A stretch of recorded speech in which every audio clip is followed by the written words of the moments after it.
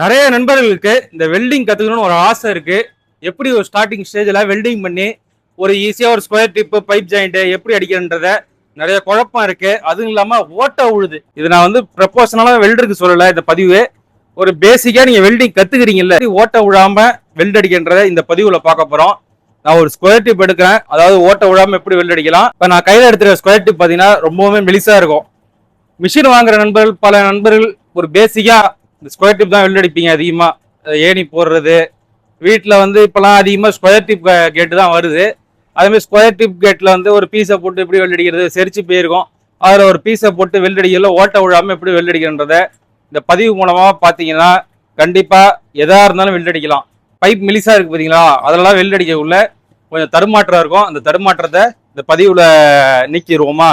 பேசிக்கிட்டே இருக்கானே பாம்பை வெளில எடுத்து விட மாட்டான்னு நிறைய நண்பர்கள் கமெண்ட் என்ன பண்ண வச்சிருக்கீங்க. இப்போ இந்த ஸ்கொயர் டிப்பை வந்து ரெண்டாக கட் பண்ணிட்டு இதை எப்படி ஜாயின் பண்ணலான்றத பார்ப்போம்.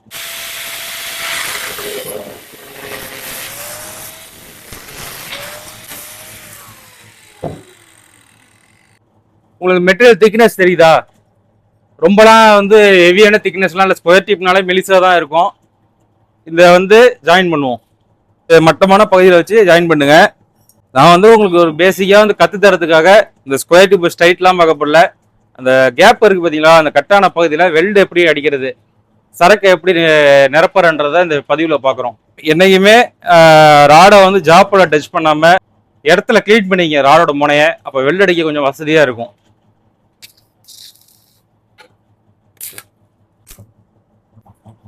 இப்போ ஒரு டேக்கா போட்டேன், நல்லா தெரியும். ஒரு டேக்கா போட்ட ஸ்ட்ரென்த்தில் வந்து ஸ்கொயர் டிப் நிற்கிது. லைட்டாக பெண்டு இருக்கு, லைட்டாக ட்விஸ்ட் இருக்கு.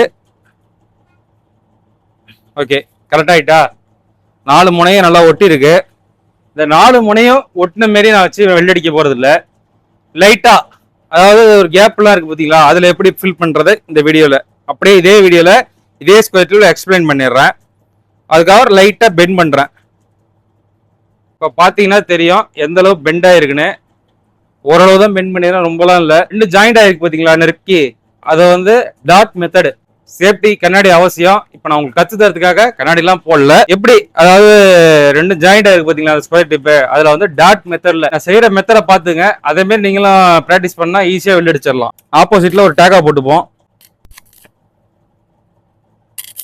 ஆப்போசிட்ல டேக்கா போட்டாச்சு. இதுக்கான ஆர்ம்ஸ் நான் எவ்வளவு வச்சிருக்கேன்னு பாத்தீங்கன்னா 131 இருக்கு. 131 தான் வச்சு அடிக்கணுமான்னு கேட்டீங்கன்னா 131 தேவையில்லை. ஒரு 100 ஆர்ம்ஸ் இந்த மாதிரி ஸ்கொயர் டிப்புக்கு போதும். பவர் உங்களுக்கு ஏரியால எப்படி வருது, அதிக பவர் வந்துச்சுன்னா கண்டிப்பா நீங்க ஆர்ம்ஸை வந்து கம்மி பண்ணிட்டு அடிக்கலாம். ஒரு சில ஏரியால பவர்ன்றது கொஞ்சம் கம்மியா வரும், அந்த வோல்டேஜ்ன்றது. அப்போ வந்து நம்ம ஆர்ம்ஸ் வந்து அதிகப்படுத்தி வெல்ட் அடிக்கணும். நான் சொல்லிட்டேன்னு 100 ஆர்ம்ஸ்லேயே வச்சு வெல்ட் அடிச்சிங்கன்னா அந்த அளவு ஒரு அவுட்புட் கிடைக்காது. அதாவது உடையறதுக்கான வெல்ட் வாய்ப்பு கூட இருக்கு. ஃபில் பண்றேன் வெல்டை.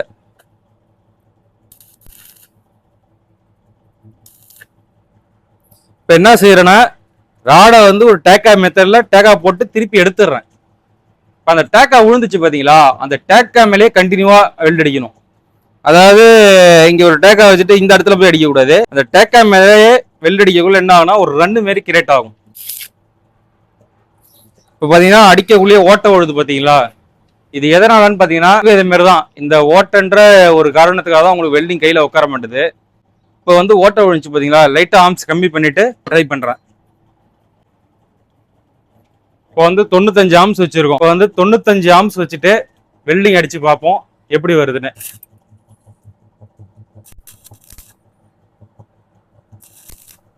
கண்டினியூவா அடிச்சா மட்டும்தான் உங்களுக்கு ராடு அதே இடத்துல இருந்துச்சுன்னா கண்டிப்பா ஓட்ட விழும். இப்போ வந்து டேக்கா மெத்தட்ல வெல்ட் அடிச்சு ஃபில் பண்ணிட்டேன் பாருங்க. அந்த ஓட்டையே மறைஞ்சிருச்சு. தட்டி விட்டு காட்டவா?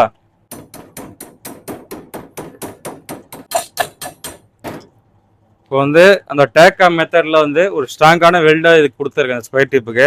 இது பார்த்தீங்களா வளைச்சு வச்சிருந்தேன் பாருங்க, லைட்டா ஒரு கேப் இருக்கும். அதுலயும் அதே மெத்தடு தான்.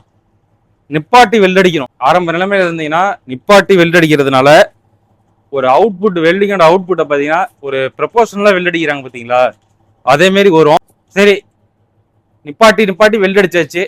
அது மேலேயே ஒரு ரன் ஏற்றினீங்கன்னா இன்னுமே பர்ஃபெக்டான வெல்டிங் கிடைக்கும். இந்த வெல்டை வந்து நான் கண்ணாடி போட்டு அடிக்கிறேன், எப்படி அவுட்புட் வருதுன்னு மட்டும் பாருங்க. ஆர்ம்ஸ் வந்து 95 ஆர்ம்ஸ்ல தான் வச்சு வெல்ட் அடிக்க போறேன்.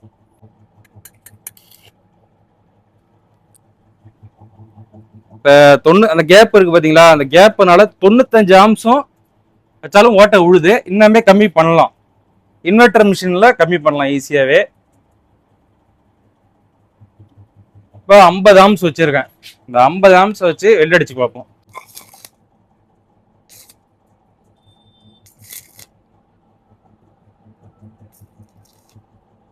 இப்போ கடைசியாக இப்போ வெல்ட் அடித்தோம் பார்த்தீங்களா, இது வந்து ஒரு 50 ஆம்ஸில் வச்சு இந்த கேப்பை ஃபில் பண்ணியிருக்கோம்.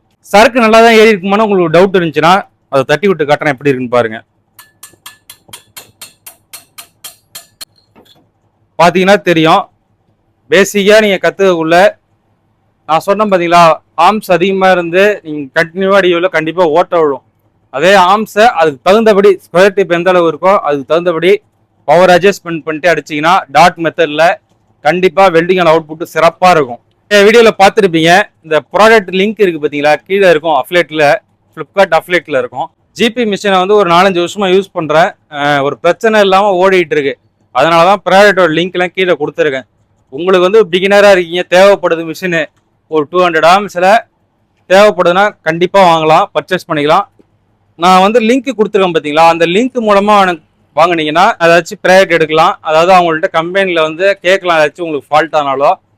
மற்றபடி செல்லர் மாதிரி நீங்கள் வாங்கினீங்கன்னா டேரெக்டாக ஃப்ளிப்கார்ட்டை வந்து தொடர்பு கொண்டு தான் நீங்கள் கிளைம் பண்ணிக்கணும். அதாவது என் லிங்க் மூலமாக வாங்கியிருந்தீங்கன்னா கண்டிப்பாக என்னை தொடர்பு கொண்டு ஏதாச்சும் உங்களுக்கு பொருள் மிஸ்ஸிங்கு, அதாவது சர்வீஸு அதுமாரி இருந்தால் எனக்கு கண்டிப்பாக தாராளமாக தொடர்பு கொள்ளலாம்.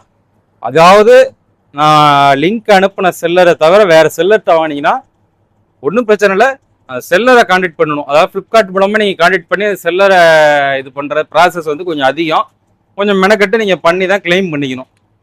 அதை இந்த பதிவில் வந்து தெரியப்படுத்திக்கிறேன். ஒரு ஸ்கொயர் டிப் பெல்ட்டில் இவ்வளோ ரகசியம் இருக்குது. சிம்பிளாக சொல்ல போனால் ஒரு ஸ்கொயர் டிப் ஜாயிண்ட்டை 4 முனையிலையும் டேக்கா போட்டுங்க. எல்லாம் வெல்ட் அடிக்கிறப்ப நான் சொன்ன மெத்தடில் ட்ரை பண்ணுங்கள். டேட் மெத்தட் இது பேர். அதாவது டேக்கா வைக்கிறீங்க பார்த்தீங்கன்னா அது 4 முனையிலையும் அந்த டேக்கா மாரியே 4 சைடும் வெல்டு ஃபில் பண்ணுங்கள். கண்டினியூவாக அடிச்சிங்கன்னா தான் கண்டிப்பாக ஓட்ட விழும். அதாவது பவர் ஆர்ம்ஸை கம்மி பண்ணிட்டு ப்ரொபோஷனல் வெல்டராக இருந்தால் அப்படியே ஸ்கொயர் டிப்ல 2 இழுப்பார். பேசிக்காக நீங்கள் கற்றுக்கணும்ல. ஸ்டார்டிங் ஸ்டேஜில் உங்களுக்கு கை உட்காரணும்னா நான் சொன்ன மெத்தடில் ட்ரை பண்ணி பாருங்கள், சும்மா அருமையாக இருக்கும் வெல்டு. இந்த பதிவை இதோட எண்ட் பண்ணிக்கிறேன். உங்களுக்கு இந்த பதிவு பிடிச்சிருந்துச்சுன்னா மறக்காமல் லைக் அண்ட் சப்ஸ்கிரைப் பண்ணிங்க. நம்ம வேற ஒரு வீடியோவில் நல்ல வீடியோவில் சந்திப்போம். வெல்டிங் வேறு ஏதாச்சும் டவுட் இருந்துச்சுன்னா கீழே கமெண்ட் பண்ணுங்கள். அடுத்த வீடியோவில் சந்திப்போம். பாய்.